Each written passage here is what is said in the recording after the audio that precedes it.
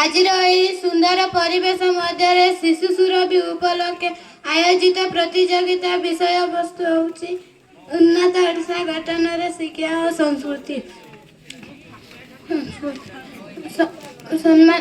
मंचासीन सम्मान्य पूज्य श्रद्धा विज्ञ विचारक मंडली को मोर नमस्कार। एठारे उपस्थित अतिथि अभ्यागत गण और मोर सान बड़ भाई भौणी माने आज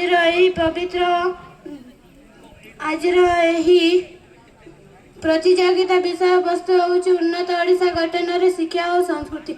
यही विषय उपरे मु मोर वक्तव्य रखुची। प्रथमे आज जानी रखिबा आवश्यक जे शिक्षा और संस्कृति कहले आमे कौन बुझू। वास्तव में विश्व नियंता स्रष्टांक सृष्टि रे मानव ही सर्वश्रेष्ठ सृष्टि भाव में परिचित।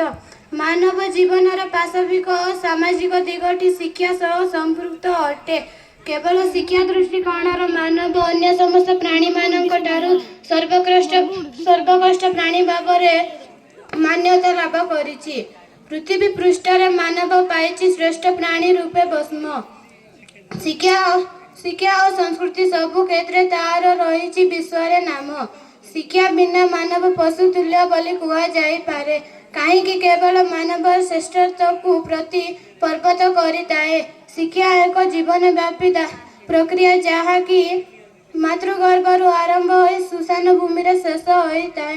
जेहेतु मानव अभिज्ञतार शिक्षा लाभ करिताए एवं जीवन अभिज्ञतामय तेणु शिक्षा को जीवन व्यापी और धारावाहिक प्रक्रिया बोली कहिबार किछि असुविधा नहीं। अन्य प्रकार मानव आचार व्यवहार चालीचलन तथा आचरण परिवर्तन जदि समाज द्वारा स्वीकृत होता। धन्यवाद।